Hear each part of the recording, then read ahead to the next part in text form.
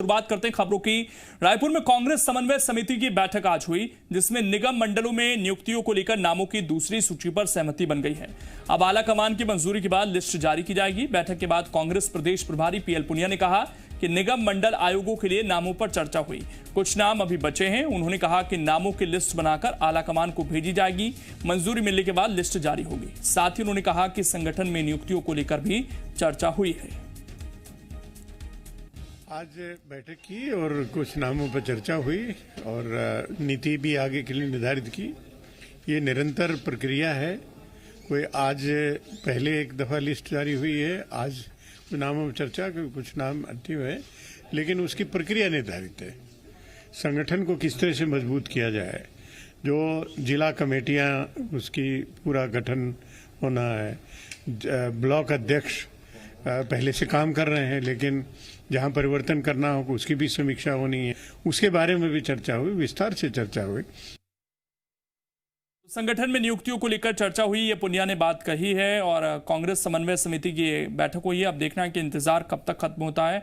निगम मंडल आयोगों की दूसरी सूची के नामों पर सहमति तो बन गई है, लेकिन इंतजार है कि हाईकमान जल्द इस पर अप्रूवल अपना दे दे, क्योंकि बहुत सारे ऐसे कार्यकर्ता हैं, विधायक हैं, जो इंतजार में हैं कि उन्हें नई जिम्मेदारियों से जल्द नवाजा जाए। संगठन से जुड़े जो लोग हैं वो जिम्मेदारी चाहते हैं। सत्यप्रकाश हमारे सहयोगी इस वक्त जुड़ गए हैं ज्यादा जानकारी के साथ। सत्यप्रकाश, सहमति तो बन गई है, लेकिन जो आखिरी अप्रूवल है ये कब तक आने की उम्मीद है, क्योंकि बहुत सारे लोग कतार में हैं, बहुत दिनों से इंतजार कर रहे हैं नियुक्तियों का।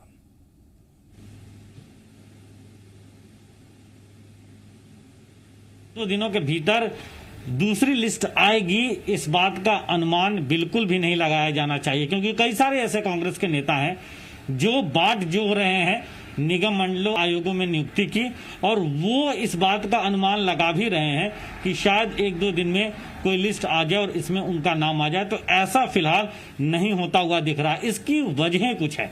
इसकी सबसे बड़ी वजह यह है कि कुछ नाम ऐसे हैं जिन नामों पे अभी भी पेच फंसा हुआ है। हाँ, ये जरूर है कि ज्यादातर नाम तय हो गए हैं यहाँ पे, मतलब समन्वय समिति में प्रदेश सदस्य पे तय हो गए हैं, लेकिन उनमें भी राष्ट्रीय हाईकमान के पास इन तमाम नामों की सूची जाएगी।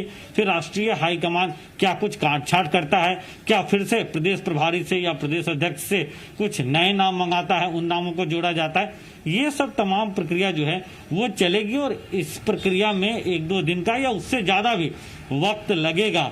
मतलब कि अभी नेताओं को और इंतजार करना होगा। दूसरी तरफ जो एक बड़ी बात सामने निकल के आ रही है, जो तमाम आज 3-4 घंटे तक बैठक हुई, उससे कि कुछ और विधायकों को निगम मंडल आयोगों में एडजस्ट करने की कांग्रेस पार्टी जो है वो विचार विमर्श कर रही है। बड़े नेताओं के बीच उस पर विचार विमर्श हुआ है। दूसरी तरफ कई सारे ऐसे वरिष्ठ नेता हैं जो पहली सूची से छूट गए थे, उन लोगों के नामों पे लगभग सहमति बनी है, लेकिन कुछ ऐसे भी नाम हैं जिन पे सहमति नहीं बनी। तो सबसे पहले तो सभी नामों पे एक राय बनाने की कोशिश होगी, एक दफा और कम से कम।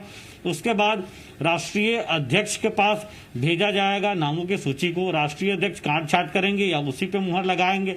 उसके बाद ये प्रदेश हाईकमान के पास भेजा जाएगा, और तब जाके नाम जो है वो सार्वजनिक होंगे कि कौन किस पद पे बैठ रहा है। तो फिलहाल अभी थोड़ा और इंतजार जरूर करना पड़ेगा नेताओं को, जो नेता कांग्रेस के बाट जोड़ रहे हैं निगम मंडलों में कुर्सी पाने की।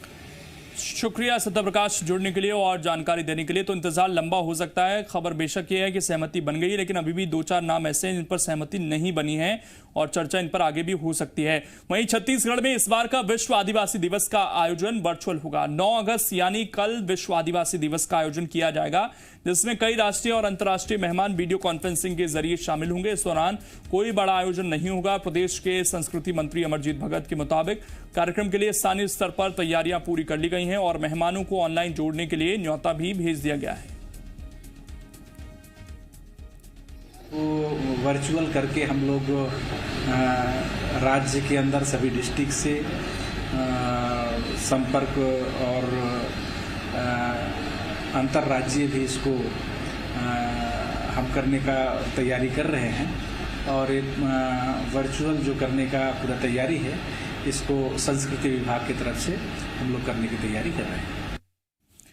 छत्तीसगढ़ सरकार की महत्वाकांक्षी गोधन न्याय योजना ने कमाल कर दिया है। पहली बार योजना के अंतर्गत गोबर विक्रेताओं को लाखों रुपए मिल रहे हैं। बेमेतरा जिले की बात करें तो यहां 20 जुलाई से लेकर अब तक जिले में 1139 पंजीकृत किसानों से 1,32,584 किलो गोबर की खरीदी हो चुकी है। कल 2,65,000 रुपए की खरीदी हुई, जिसमें सीधा भुगतान 5 अगस्त को पंजीकृत किसानों के बैंक खातों में कर दिया गया। गोबर खरीदी से ग्रामीण अंचल में गोबर विक्रेताओं में बेहद खुशी है। घर से अपने अपने घर में गाय हैं तो वहाँ से उठाकर लाते हैं और फिर यहाँ पे गौठान समिति के माध्यम से सदस्य खरीदी करते हैं, उसके पास हम बेचते हैं। इसको 2 रुपए किलो के हिसाब से लेते हैं। तो कितना किलो निकल जाता है आपके यहाँ? मेरे यहाँ कम से कम औसत से कभी 25 किलो 30 किलो के औसत से निकल जाते हैं। आज तक की स्थिति में 2500 क्विंटल गोबर खरीदा जा चुका है और 730 हितग्राही हैं। जी, तो क्या लोग अच्छे से गोबर के लिए ग्राम पंचायतों में कैसा प्रचार प्रसार किया जा रहा है लाने के लिए? ग्राम पंचायतों में जो है जो स्वयं समूह जो हैं और गौठान समिति के सदस्य अध्यक्ष हैं, वो खुद ही इस चीज़ को लेकर के लगे हुए हैं कि गोबर की खेती ज़्यादा हो सके। रायपुर के मैट्स विश्वविद्यालय में छात्रों के लिए डीजीपी डीएम अवस्थी का ऑनलाइन इंटरेक्टिव सेशन आयोजित किया गया, जिसमें उन्होंने बच्चों को सफलता के मंत्र दिए, छात्रों के सवालों का जवाब दिया। डीजीपी डीएम अवस्थी ने छात्रों से कहा कि जीवन में हर काम दिल लगाकर करना चाहिए। उन्होंने छात्रों को कड़ी मेहनत करने के लिए प्रेरित किया। साथ ही अभिभावकों से बच्चों पर ज्यादा नंबर लाने का दबाव न बनाकर उन्हें अच्छा इंसान बनाने पर विशेष ध्यान देने को कहा।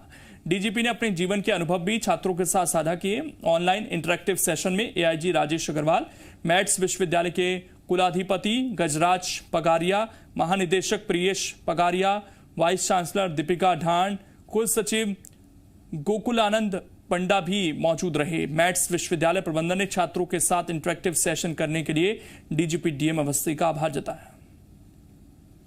समय के साथ बदलना चाहिए, टेक्नोलॉजी अपग्रेड होनी चाहिए और टेक्नोलॉजी का उपयोग जैसे हम आज इतने सारे लोगों से बात कर पा रहे हैं, ये पहले संभव नहीं था। तो ये टेक्नोलॉजी का इन्वेंशन है कि मैं यहाँ से बैठे हुए अमेरिका में आदमी से बात कर सकता हूँ, उसको इंटरेक्ट कर सकता हूँ, हजारों लोगों के साथ एक साथ कर सकता हूँ।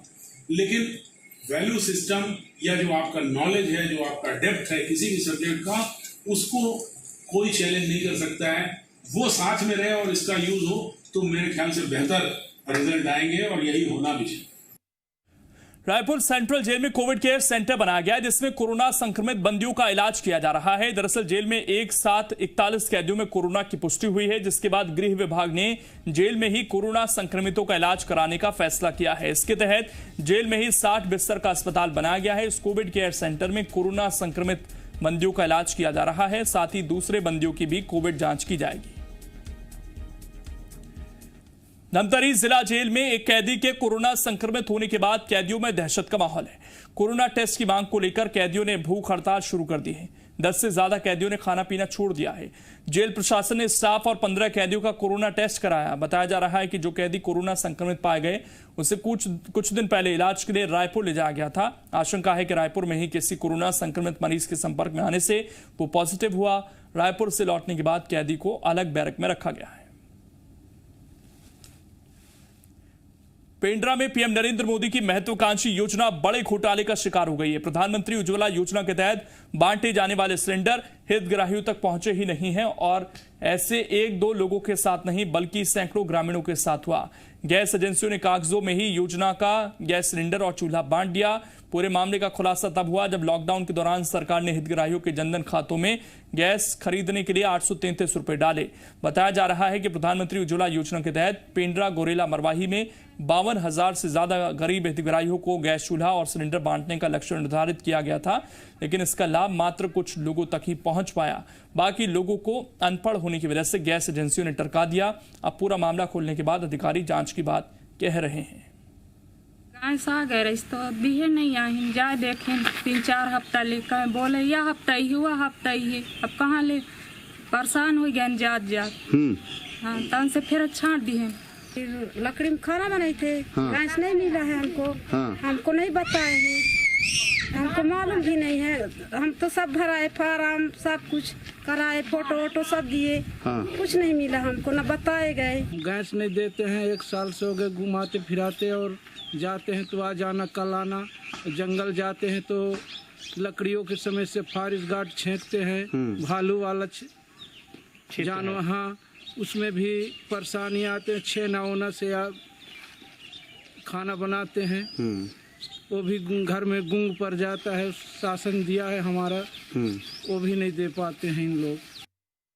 कुछ लोगों के माध्यम से ये पता चल रहा है कि इस प्रकार से कुछ शिकायतें आई हैं एसडीएम ऑफिस वगैरह में, तो इसमें मैं एजेंसी वालों को बुलाऊंगा और जो शिकायत करता है उनसे भी मैं एक बार बात करना चाहूँगा। अगर ऐसी बात है, चूँकि वो ऑनलाइन है सारा चीज़, कौन उसके मालिक हैं, ये सारा चीज़ ऑनलाइन है, उसमें सब्सिडी का भी रकम जाता है, तो बहुत इजीली हम पता कर सकते हैं कि किनके साथ अन्याय या जो शिकायत हो रही है उस टाइप की चीज़ें हैं, और बिल्कुल निराकरण करेंगे, कार्यवाही भी करेंगे इसमें।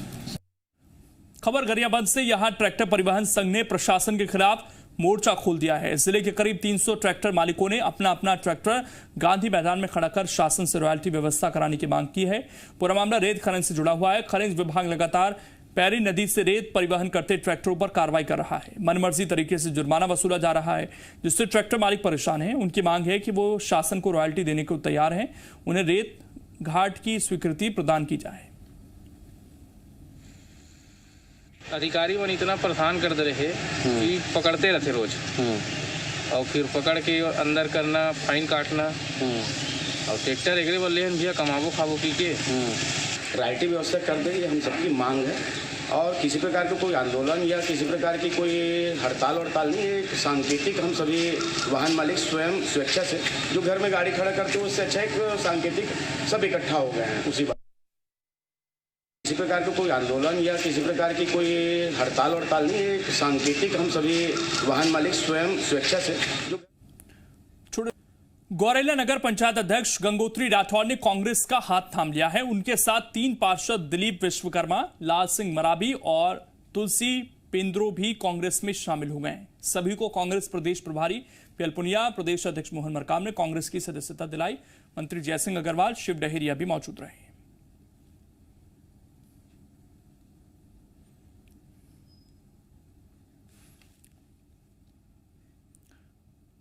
राजनांदगांव में आज सुबह हुए एक दर्दनाक सड़क हादसे में बिलासपुर हाईकोर्ट के जज गौतम चौरड़िया के बेटे की मौत हो गई। बताया जा रहा है कि बर्फानी मंदिर के पास ट्रक और कार की जबरदस्त भिड़ंत हो गई, जिसमें कार के परखच्चे उड़ गए और कार में सवार प्रियांशु की मौके पर ही मौत हो गई। प्रियांश सुबह पेट्रोल भरवाने के बाद नागपुर की ओर जा रहे थे। लगभग 7:30 बजे के करीब एक अल्टो 800 कार पीछे से एक ट्रेलर में जाके एक्सीडेंट हो गया, जिस पर घायल युवक को यहाँ हॉस्पिटल ले गए थे, जहाँ पे उनकी मृत्यु हो गई है। बलरामपुर बादा गांव में जमीन विवाद में हुई हत्या की गुत्थी को पुलिस ने सुलझा लिया है और पूरे मामले में 4 आरोपियों को गिरफ्तार भी कर लिया है। पूरी घटना राजपुर थाना के बोरिया इलाके की है। बताया जा रहा है कि लोहन लाकड़ा नाम के शख्स की गुमशुदगी की रिपोर्ट लिखे जाने के बाद जांच के दौरान पुलिस को उसका शव मिल गया, जिसके बाद संदेह के आधार पर गांव के ही 4 लोगों से पूछताछ की गई तो पूरे मामले का खुलासा हुआ। 4 आरोपियों ने अपना गुनाह कबूल कर लिया है और हत्या में इस्तेमाल किए हथियार भी बरामद कर लिए हैं। पूछताछ पर अज्ञात आरोपी थे, उन्हें ज्ञात करते हुए उनकी पता तलाश की गई। पता तलाश पर 4 आरोपी इसमें संलिप्त पाए गए, जिनसे लाकर पूछताछ किया गया। पूछताछ पर उन्होंने अपना अपराध को कबूल किया। दुर्ग में लॉकडाउन खत्म होते ही कुछ लोग बेपरवाह हो गए। ऐसे ही कुछ युवाओं को पुलिस ने रेव पार्टी करते गिरफ्तार कर लिया। 6 अगस्त तक जिले में लॉकडाउन था और अगले ही दिन सुपेला थाना क्षेत्र के आकाश गंगा संगम होटल में इजिप्शियन नाइट हुक्का बार में रेव पार्टी का आयोजन किया गया। बड़ी बात यह रही कि आयोजक ने होटल के बाहर ताला लगा दिया था। इस पार्टी की जानकारी मिलते ही पुलिस मौके पर पहुंची और होटल मालिक अमित उपाध्याय को बुलाया। जब वो चाबी लेकर पहुंचा तो पुलिस ने अंदर हुक्के का धुआं उड़ाते हुए जश्न मनाते 16 युवकों को गिरफ्तार कर लिया। हालांकि इजिप्शियन नाइट हुक्का बार के संचालक नासिर खान और वैभव फरार हो गए। पुलिस ने मौके से 12 गाड़ियां जब्त की हैं। अंबिकापुर मेडिकल कॉलेज में नवजात की इलाज के दौरान मौत हो गई, जिसके बाद परिजनों ने अस्पताल प्रबंधन पर लापरवाही का आरोप लगाया। सूरजपुर जिला अस्पताल में जुड़वा बच्चों का जन्म हुआ था।